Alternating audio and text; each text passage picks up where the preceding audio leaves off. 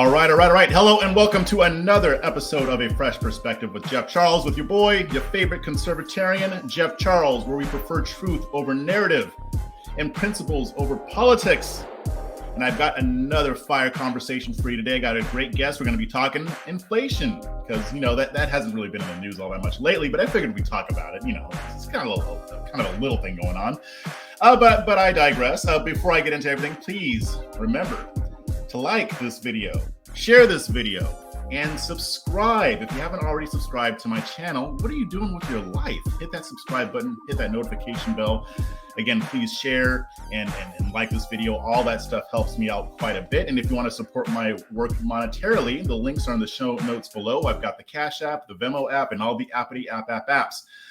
Also, remember that LibertyNation.com is a proud sponsor of A Fresh Perspective with Jeff Charles. Check out LibertyNation.com for all of your conservatarian news, original articles and analysis, videos, podcasts, Liberty Nation Radio, which I host, and their signature TV program, The Conservative 5, all on LibertyNation.com, conservative news where truth matters.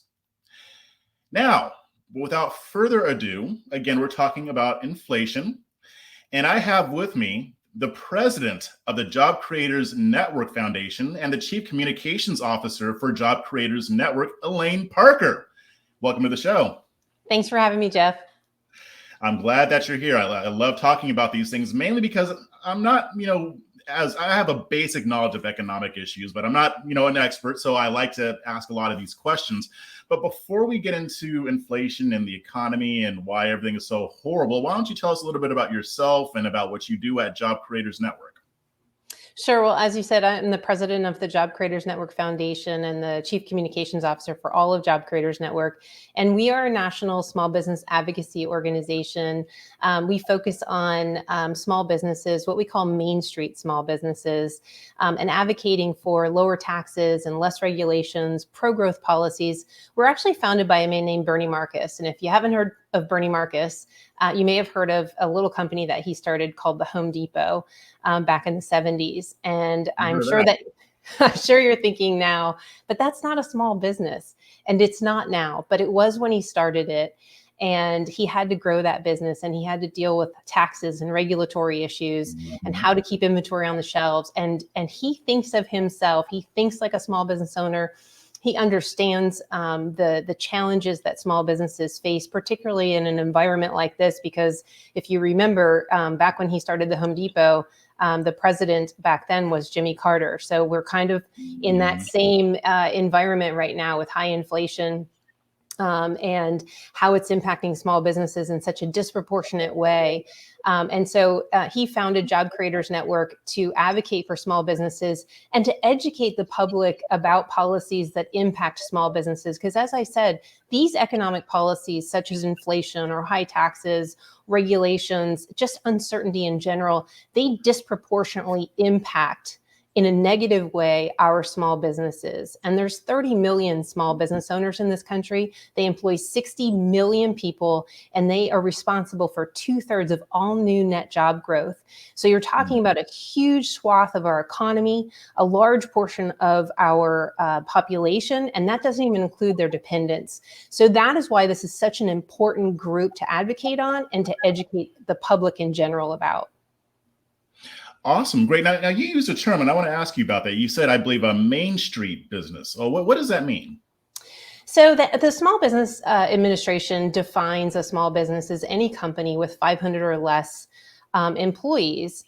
Okay. But a company with 500 people is a significantly larger small company, if you will, to most people. And so we focus on that Main Street small businesses that they don't have a voice. They don't have the buying power of somebody with 500 or 50,000 employees. They don't have a voice in Washington. And so we can act as their voice in the media and even in Washington in educating lawmakers about how how policies impact them, or a certain policy may impact them.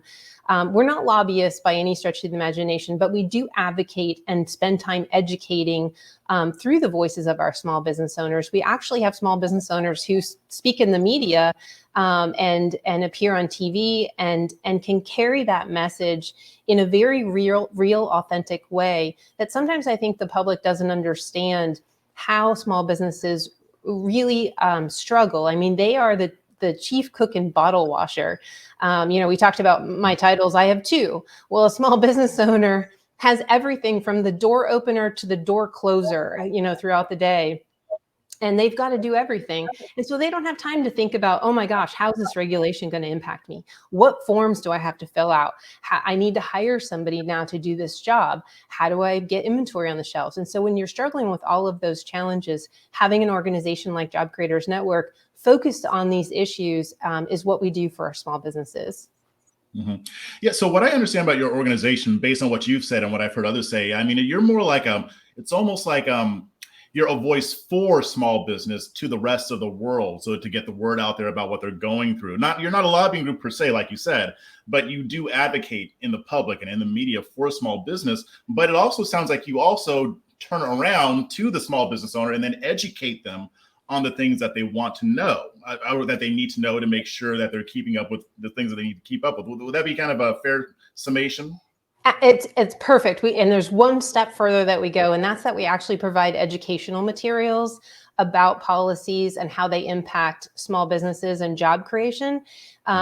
We provide those educational policies for small business owners to share with their employees, because their employees have a huge stake in understanding how those government policies in that faraway place, Washington, D.C., the swamp, will impact their jobs and their families and overall their paychecks. It's not about being political, because we're not a political organization, but it is about educating that, free market policies and letting people keep more of their own hard-earned money through lower taxes and less red tape is going to help our economy grow and thrive and create more jobs. And overall, people will do better as a result.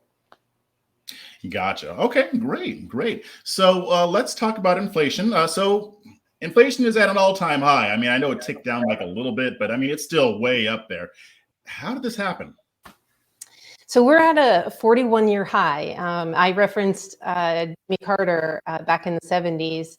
And we're on our way to that type of inflation. This is a 41-year high. We haven't seen this type of inflation in decades, and that is hurting our small business owners. It's making it hard for everyday Americans to just, they're making hard decisions. Gas is up, almost 50%. And, you mentioned you're not an expert in the economy. Well, I'm not either. I'm not an economist. I don't claim to be an economist, but I am a consumer. And I do speak with my small business owners every single day about their challenges and what's hurting them. And inflation has been a huge driver in that, as well as the labor shortage, which is driving up. We're having wage inflation as a result. But we do have a labor shortage in general, and we've got 11 million job openings, and we continue to have trouble filling those jobs. So that makes it very hard on our small business owners, because they can't find labor to fill the jobs. And then, of course, our supply chain issues are really hurting our small business owners as well, because, as I mentioned, they don't have that buying power. They don't have the big contracts or the fixed pricing contracts. And because they're not, these massive corporations, the suppliers will look to those big companies and say, well, let me get it to the big guys first, because they're our big customers, and the little guy will wait at the end of the line as a result. And so the supply chain issues, again, there's a disproportionate negative effect for our small business owners when all of this is happening. If you hear the big companies complaining, just imagine how the small businesses really feel and how it's impacting them. But we saw the President Biden come out last week and do a press conference on inflation. And I could go down the list about who he blamed for inflation. I mean, I think we started with the greedy corporations who were just price gouging all of us. Then we went to Putin, Vladimir Putin, and the war in Ukraine. And then we went to the pandemic. And I'm not sure, but he may actually blame the Easter Bunny next, because he refuses to take any responsibility for this inflation. This has been runaway inflation due to reckless government spending. And the more we blame Trump too. Yeah. Yes, actually, I missed that one. Then the Easter Bunny. Yes. Maybe it was Trump in the Easter Bunny costume. Exactly. That would be a sight, actually. I would love that. But the reality is he needs to look in the mirror and take a look at his policies, because his policies are what is driving this inflation. And the unfortunate part is he's trying to double down on it. I mean, the solution in his mind is to spend more. The name of his plan is Build Back Better. And he continues to try to kind of mold it into something else and shape it and change a couple of things here and there. But in the end, what they want to do is more spending. And they want to convince the public that more spending is going to actually alleviate inflation. And we have seen this story before back under the Carter administration. It didn't end well. It didn't end well for the American people. It didn't end well for President Carter. And unfortunately, Biden just continues to ignore everything that we already know. I mean, what's the definition of insanity? Doing the same thing over and over again and expecting a different result? I think there's a couple of things out there too. If we don't learn from history, we're doomed to repeat the past mistakes. It goes on and on and on. But this inflation is really killing Americans. So here's my question. I mean, because I know that the president doesn't have full control over the economy, to be fair, but they do have a big influence. And just like you mentioned, he's blaming everything from the Easter Bunny to Santa Claus to the Keebler elves for this whole situation that we're in right now. But what is, I mean, well, obviously we know that a lot of it is his policy. What specifically was his role in creating, or what role did he play in creating this problem as far as policy goes? So his energy policy, we have really talked about as a war on the oil and gas industry. It has been from day one. I mean, you think about it, he came in his first week and signed dozens of executive orders. But one of the key ones that he started with that began this war was canceling the Keystone Pipeline. And that's when we really started to see the price of gas increase. Last week he hit a milestone of gas prices of $4.48 a gallon. The national average hit $4.48 a gallon. That's quite a milestone to hit. Now, let me take you back 15, 16 months ago when he came into office and President Trump was leaving office. We were at $2.38 a gallon for a national average. That is just an incredible amount of increase. And it is a direct result of his not only reckless spending, but also his constant war on small business, his energy policy. Even last week, as he stood out there at a press conference and told us all the reasons why inflation is happening, why gas prices are so high, and everything that he's doing, from releasing the oil reserves, which helps us for about 20 minutes in this country, to release all those millions of gallons. It's a very short-term fix. There's nothing long-term there to help us. Band-Aid. The very next day, the Biden administration canceled 3 oil and gas land leases, 3 of them, and they cited lack of interest in them. I'm going to go out on a limb here and tell you that it is not a lack of interest in exploring 1 million acres for potential gas. It is the fact that this administration has a war on this industry. And so what oil company is going to want to invest the billions and billions of dollars it takes to explore 1 million acres, maybe to find some, but maybe not, when they could just pull the plug on it at any moment? Yeah. So are you familiar with Carol Roth? I'm not. Okay, yeah. So she wrote a book called The War on Small Business. A lot of the stuff that you're talking about, I had her on my show and we were talking about a lot of this, as far as the impact on small business. And a lot of this started, even under the Trump administration, but Biden is just taking it to the nth degree. And I'm going to get to Republicans in a second, but with Biden, I mean, why would he do this? Like, I knew that he had taken those leases away, I didn't know that that was the reason he gave for it. I don't know if he just thinks the country is stupid or what. I mean, no interest, really? No. But here's my thing. Why are Biden and the Democrats doing this when they know how badly people are hurting? Because the gas prices, they don't just hurt you when they go to the pump. That's also what's hurting you when you go to get your groceries.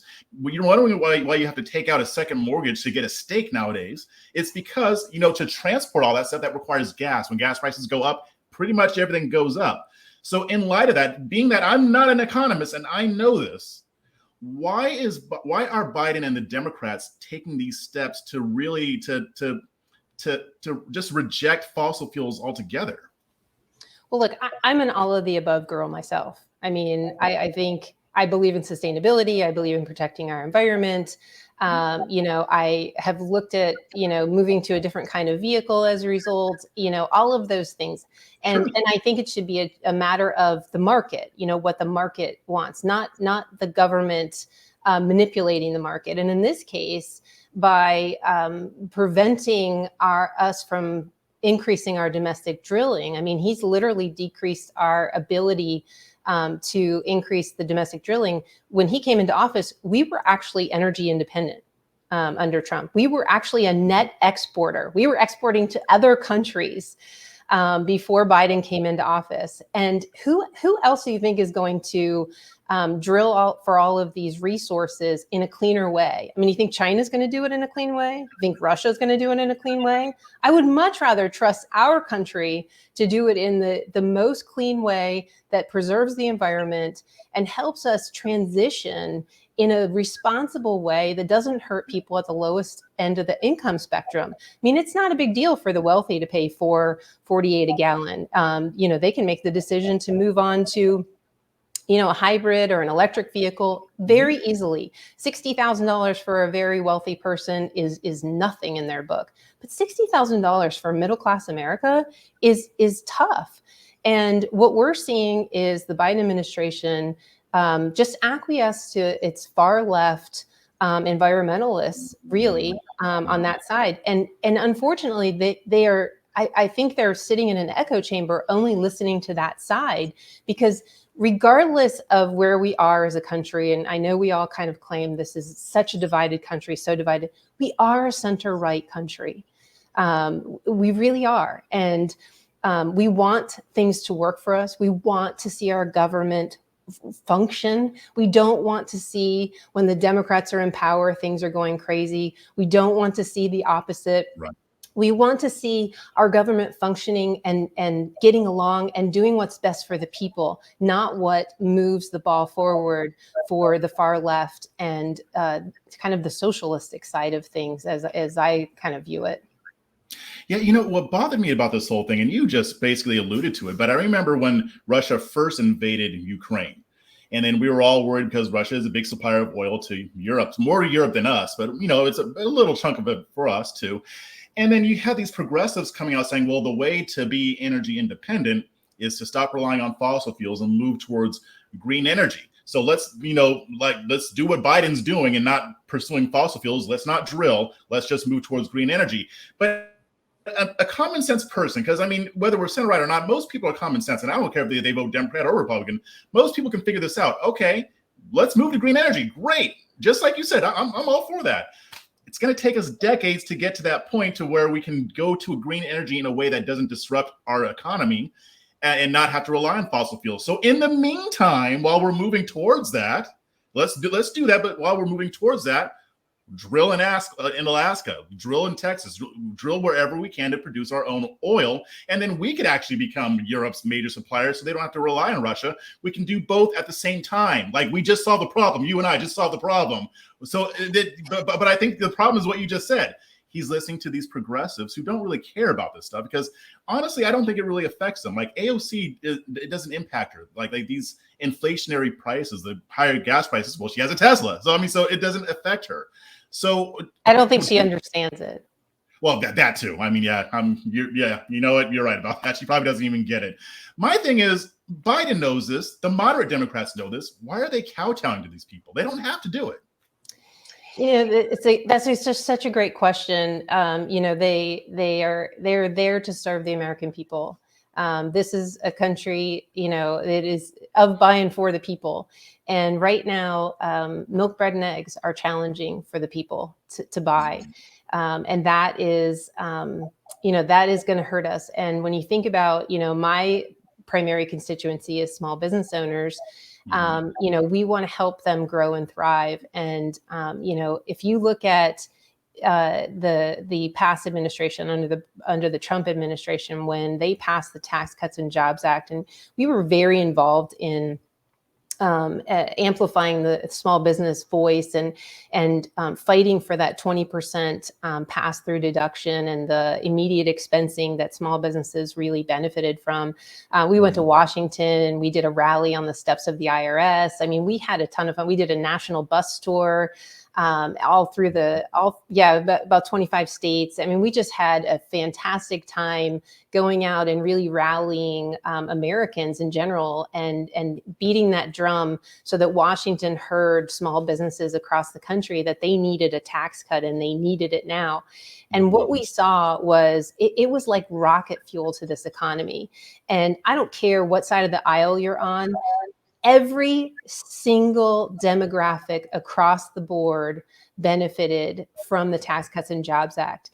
The lowest income earners were having their wages rise at a faster pace than the highest income earners. Wealth grew for workers' wages were growing faster than their bosses. Every demographic, we had the lowest unemployment in every single demographic for Blacks, whites, Asians, women, even felons, had a low unemployment rate. And that's important because we want to get them back out into society, functioning in society with jobs. But I mean, that's how good the economy was. And I did a tour with Vice President Pence at the time to talk about the effects of how successful the Tax Cuts and Jobs Act was. And I had small business owners touring with me, and they would say to me, look, he said, one of the small business owners said to me that the 20% tax deduction was amazing. I was able to give all of my employees raises, bonuses, double the size of my lab. And for the first time in 20 years, since starting my business, I was able to offer a 401k for my employees. Wait, I thought all business owners were greedy. Well, you're telling me that they didn't just hoard all that money for themselves? That's what they tell me?